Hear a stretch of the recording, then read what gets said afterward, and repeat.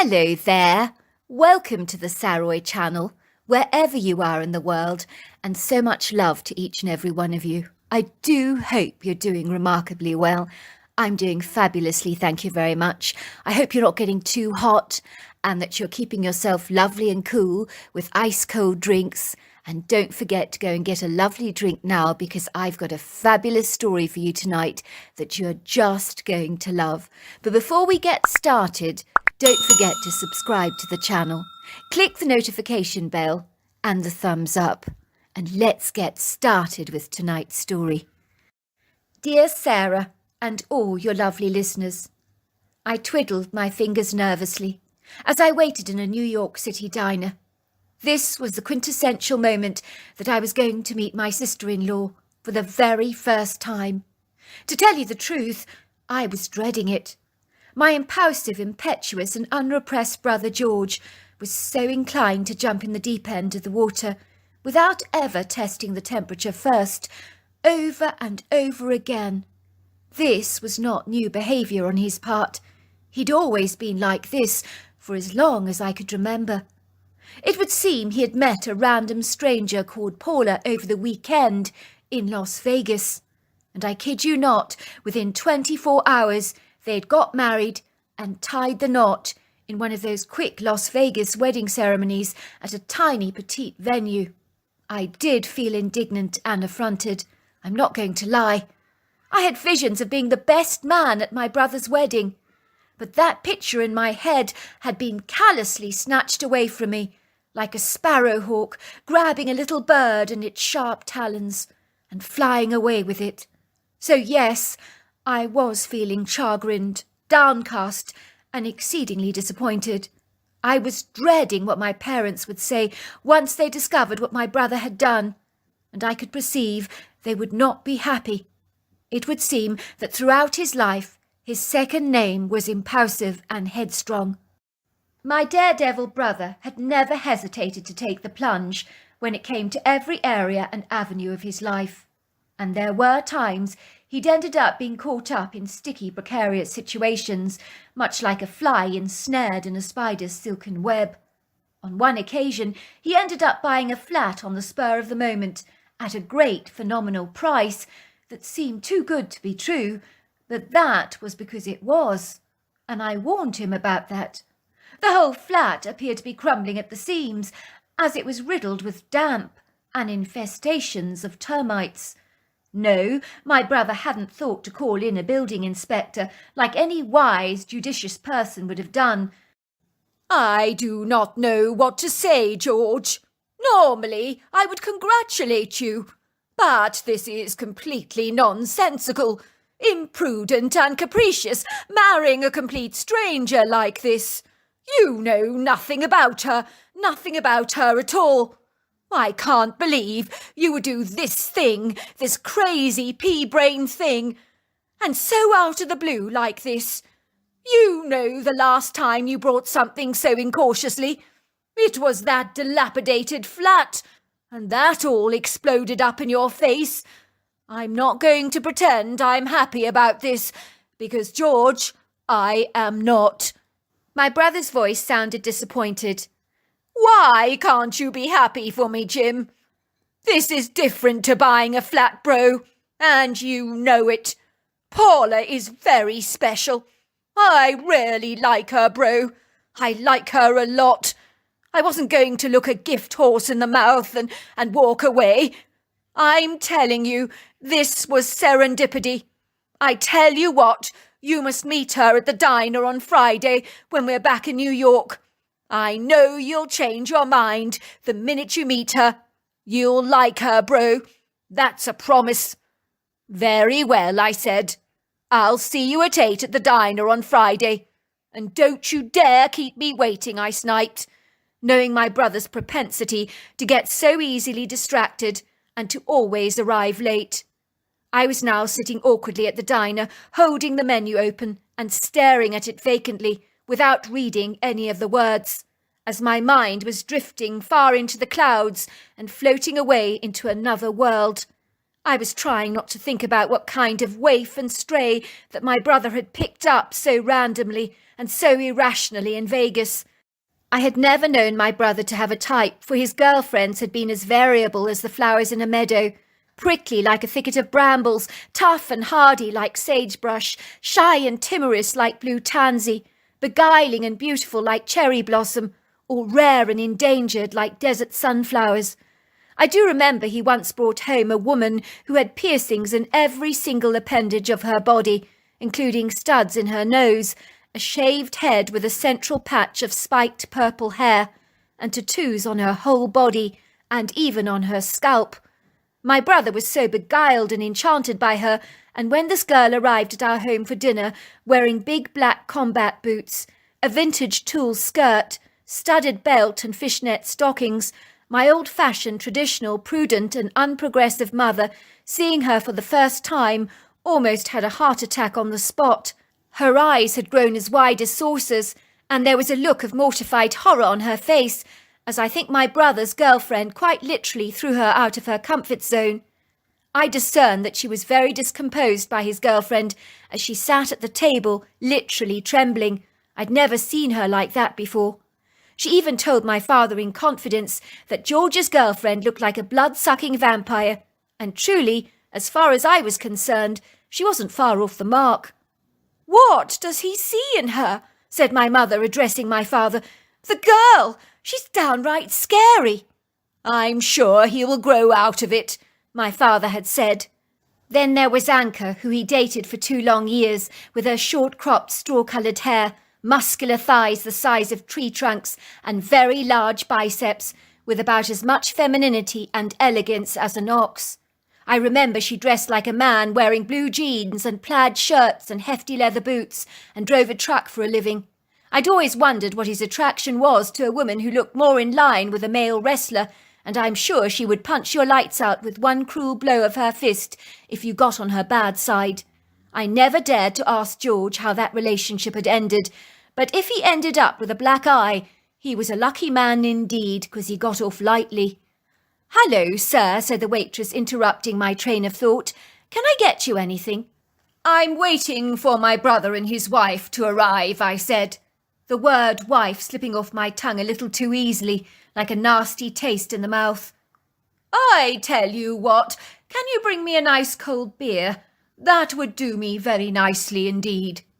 Then I saw them.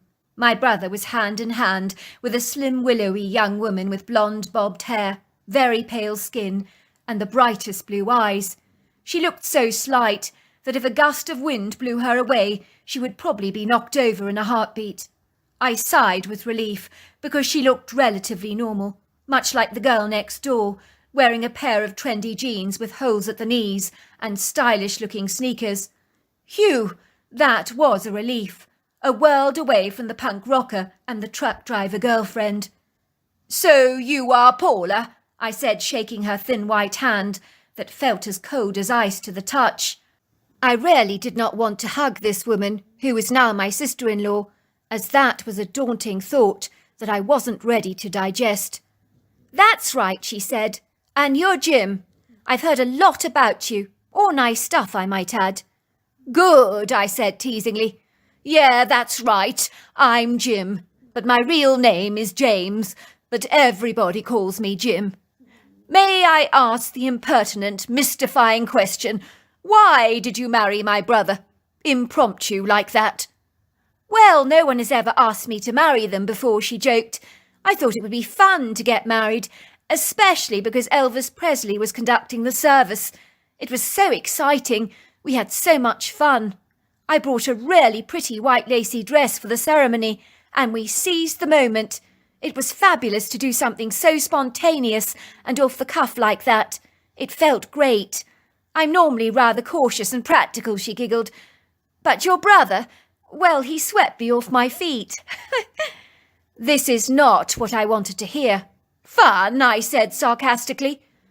"Marriage is a serious business. You don't even know my brother, but you married him on the spur of the moment, almost as if you were playing a game of poker." "That doesn't matter," she said.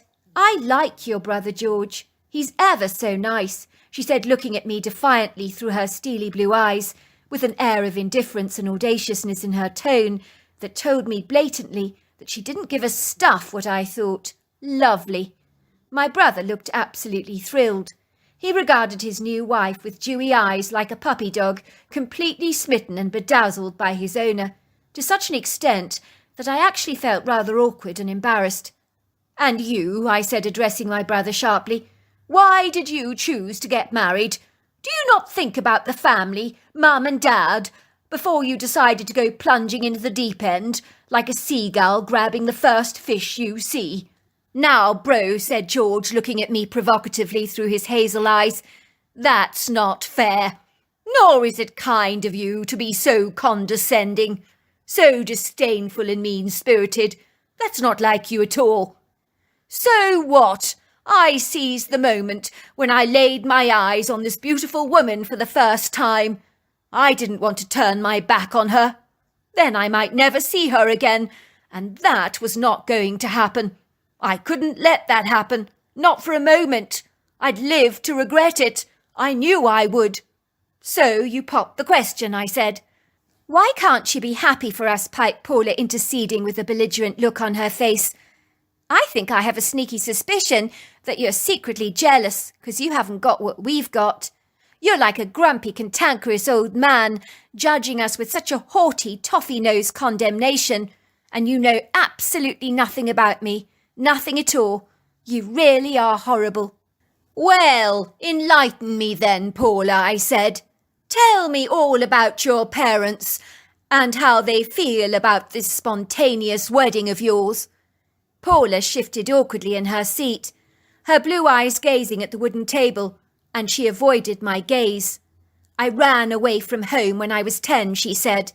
"I've not seen my parents in years, and I never ever want to see them again. They were horrible people, abusive, drunk, and nearly always high on some kind of opiate.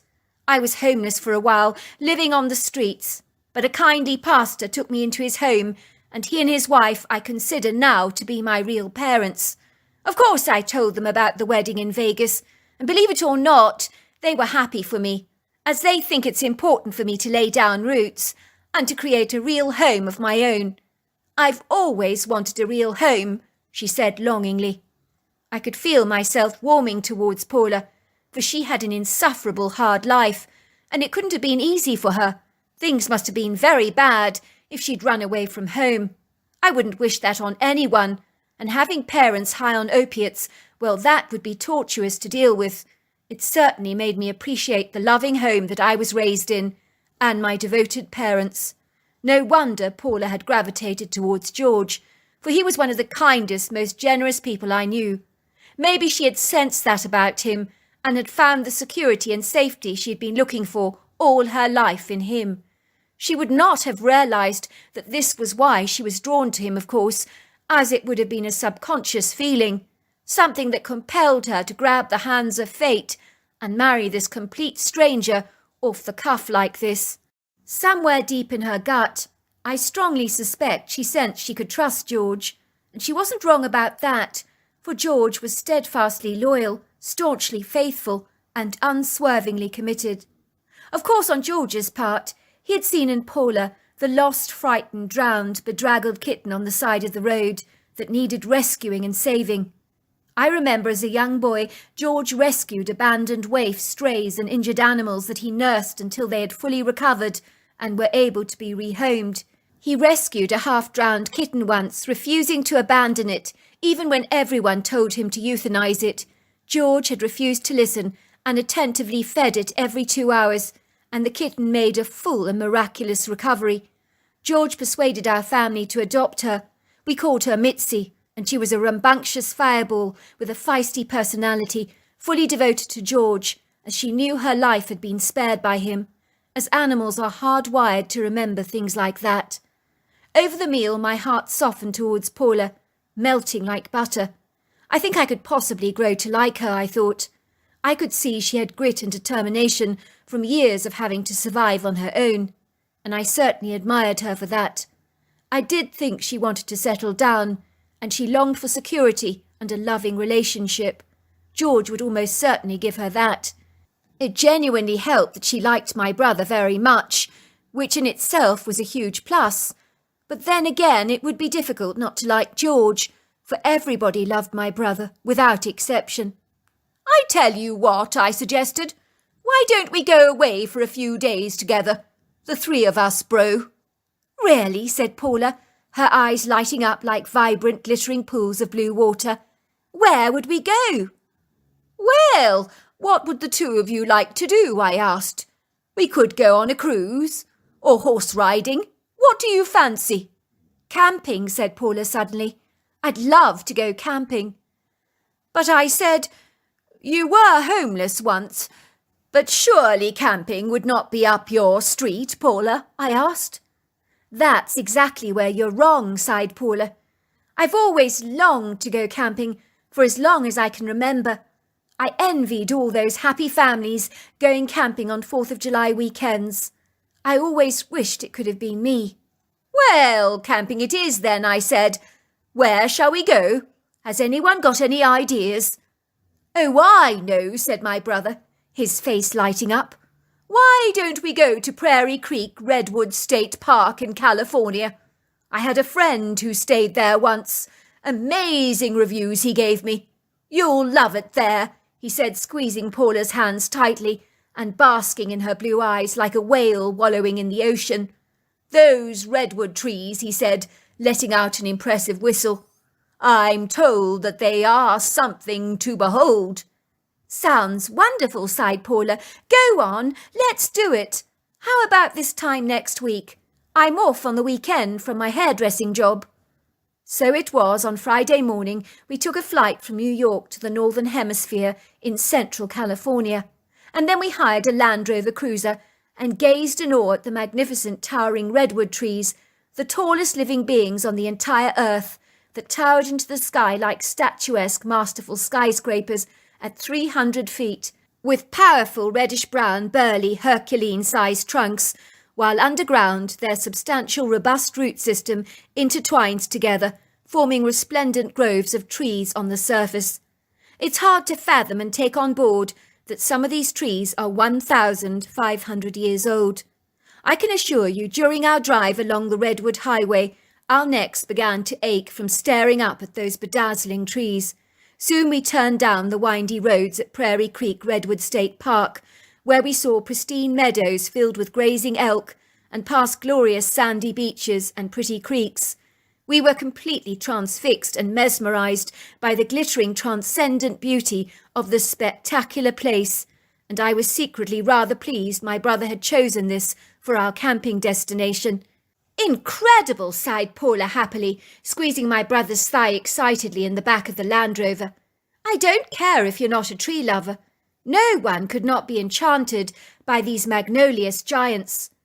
We chose to hitch up our tent on a sizable grassy clearing, dotted with a few rambling hedgerows and some alpine trees that acted as a windbreak for us as they fringed the rear side of our tent, which overlooked the sandy beach and the long stretch of coastline. There were fire pits, freestanding grills, built-in brick barbecues, and wooden tables and chairs, along with an ablution block available to campers, and I thought it was pretty well organised and efficient. Once we settled into our camping spot, we decided to take a brisk walk through a grove of the most exquisite trees I've ever seen in my life. And yes, I spent a great deal of time hugging them, like long-lost friends I had not seen in ages, and was so thrilled to be reacquainted with again. I was certainly joining the ranks of the hippie, the bohemian, the nonconformist, the free-spirited type of people that many choose to ridicule. Yet each of these trees are like an ancient treasure trove of nature's most precious, priceless masterpieces, some potentially as old as the dinosaurs. They genuinely had such a grounding effect on me. And as I ambled casually through this resplendent grove of trees, I detached myself from the stresses of my high-powered job in New York, my challenging lifestyle, the contentious, controversial, ambivalent issues that had arisen between my girlfriend of late, that I would sooner rather forget. So that's exactly what I did. I chose in that moment to let go of my inhibitions and hang-ups like the string of a hot air balloon or the smoke out of a pipe whirling into the sky and vaporizing to be seen no more. I took in a deep breath and drank in the subtle mild spice and earthy sweet undertones of the wood grove.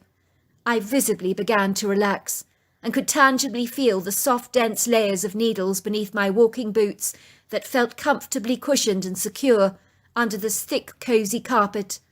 I felt wrapped and enveloped in the warmth of the forest, almost as if every one of these trees was a very old friend of mine. I found one tree drew me towards her like iron filings to a magnet. It was something about her. Maybe it was her unusual shaped trunk. I can't be sure. Maybe it was the jagged wounds on her bark that had miraculously healed. Perhaps she had faced more tumultuous, stormy and tempestuous challenges than other trees, but I was drawn to hold her. I hugged her enthusiastically, as if I'd known her all my life, enjoying the textured impression of her dense woody bark beneath my fingers, and it felt like I was being bathed in the warmth of a mother's love. It was like being in the presence of a wise soul who had lived hundreds of lifetimes and knew all the secrets of the universe and the quintessential meaning of our lives, and had seen things my eyes had never seen, and had graced the earth through the changes of the weather and the seasons like the hands of a clock, striking spring to summer, autumn and winter, hundreds of years before I was even born, which was a very sobering thought indeed. Although she said nothing, I could see that Paula was equally as inspired and intoxicated by the trees, and had gravitated towards one that looked like it had been through some prodigious challenges, as it had scars all over its trunk.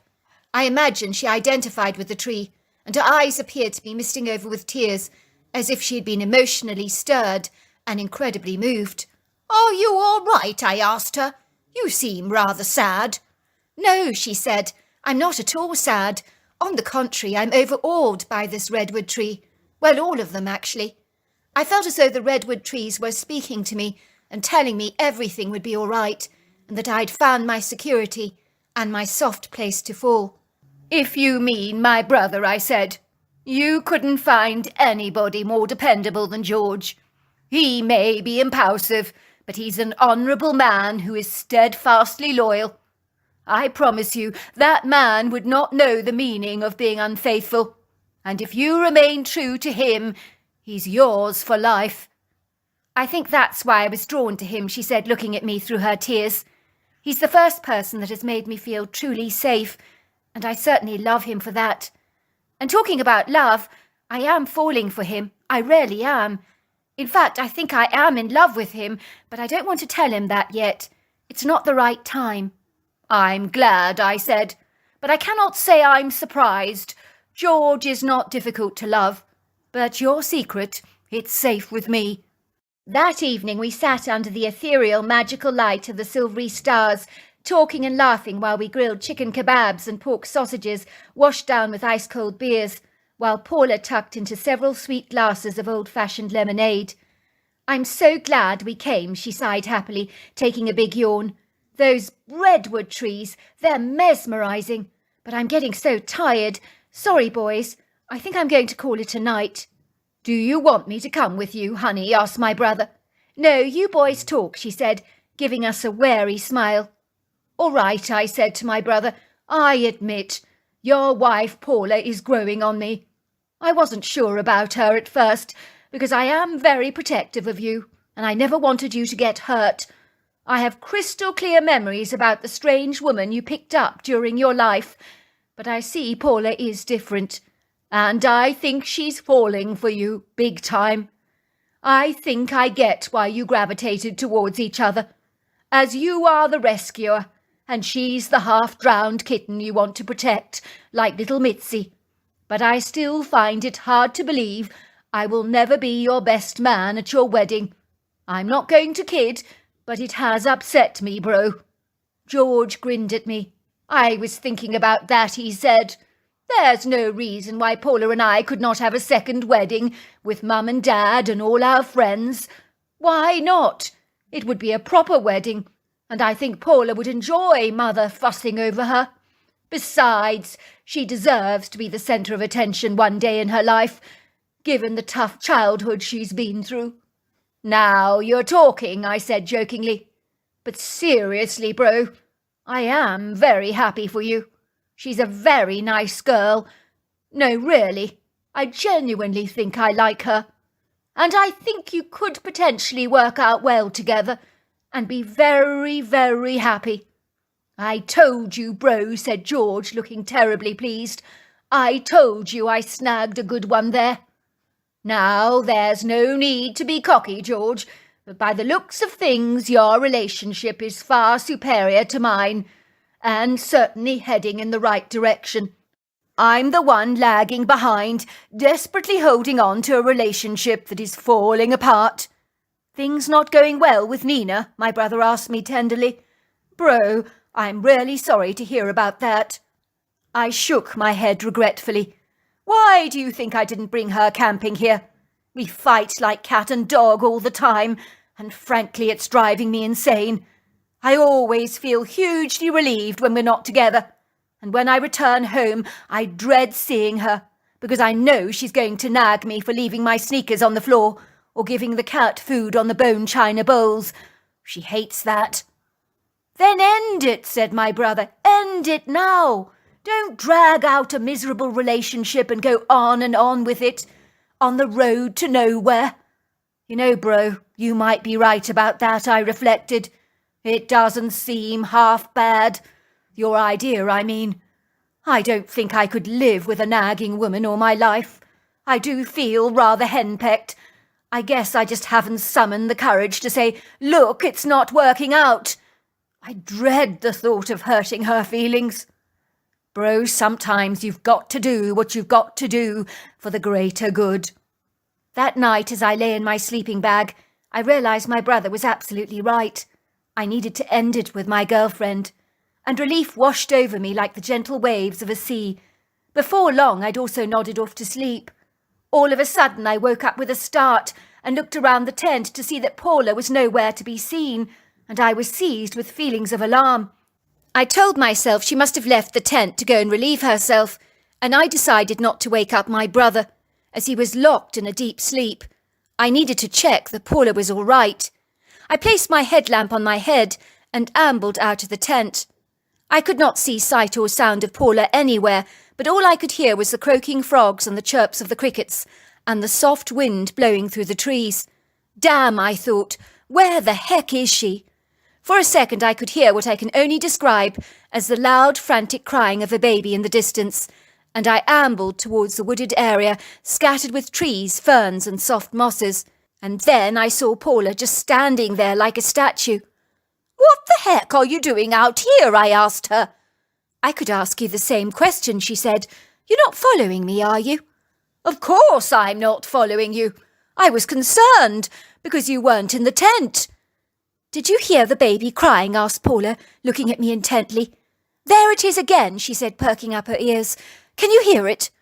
Sure enough, we kept hearing the sound of a baby crying, so we ventured into the wooded area, both wearing headlamps, which was just as well, as there was only a half moon and a scattering of silvery stars, so the illumination could have been brighter. All of a sudden we noticed two large creatures with their tall, powerful backs standing erect and upright. They appeared to be staring at something, but I couldn't be certain what it was. They were looking at each other and whispering to each other.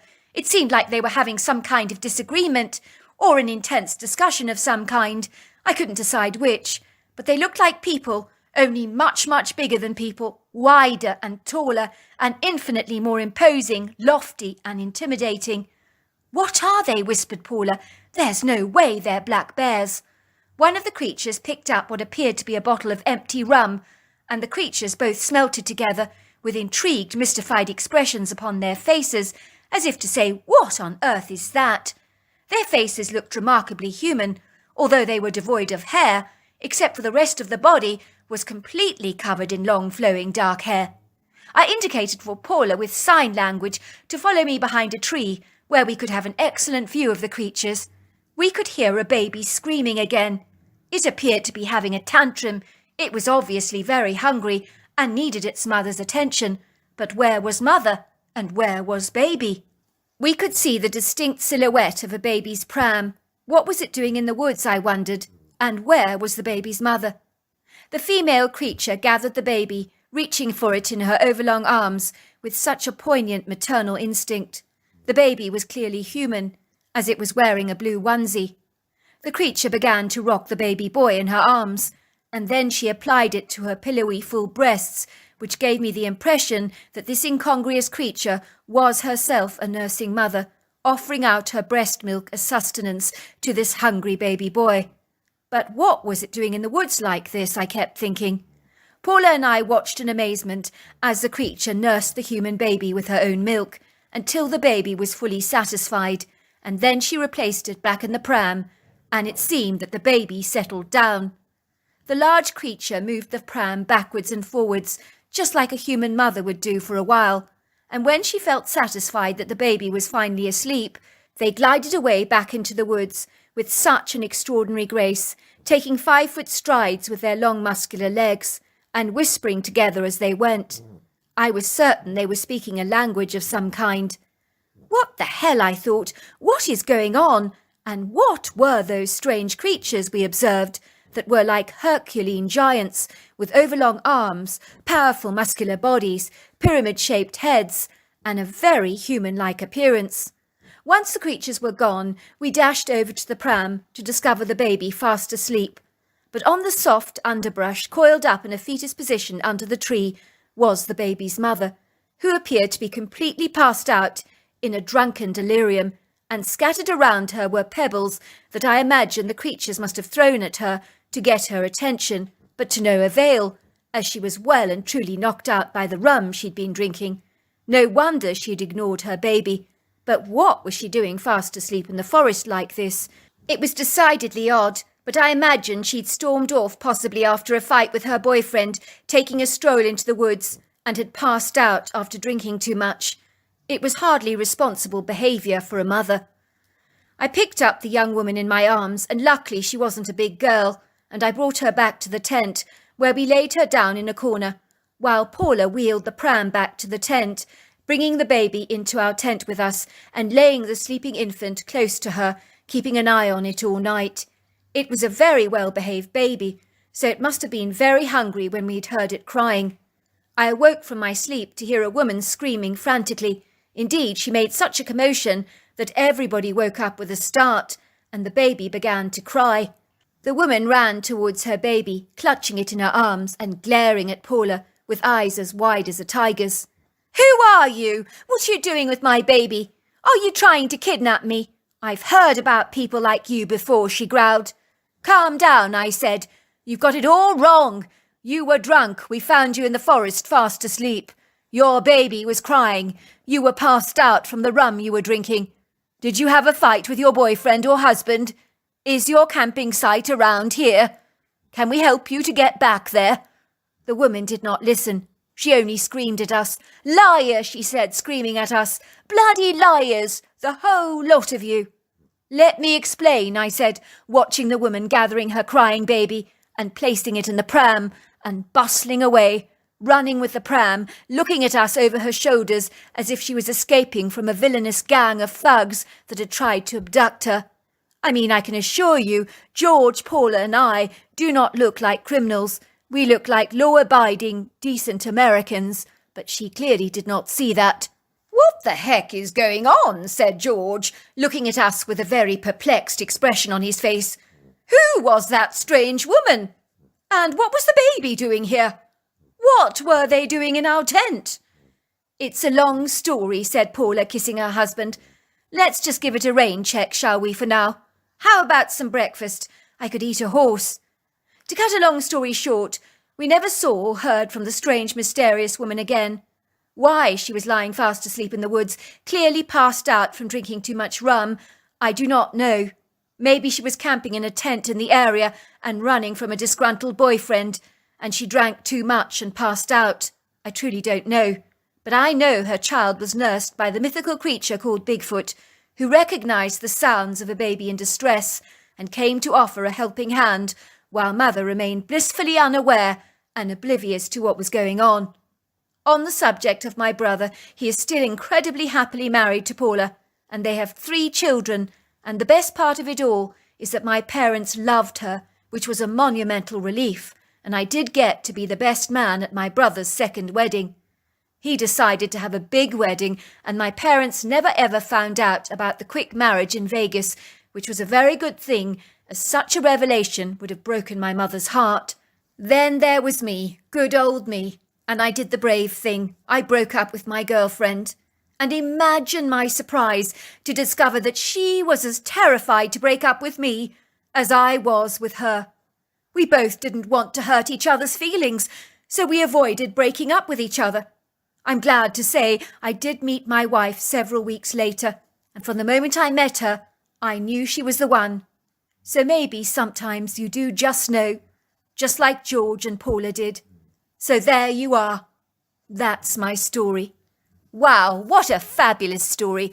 If you enjoyed it, don't forget to subscribe to the channel. Until next time, goodbye and good night.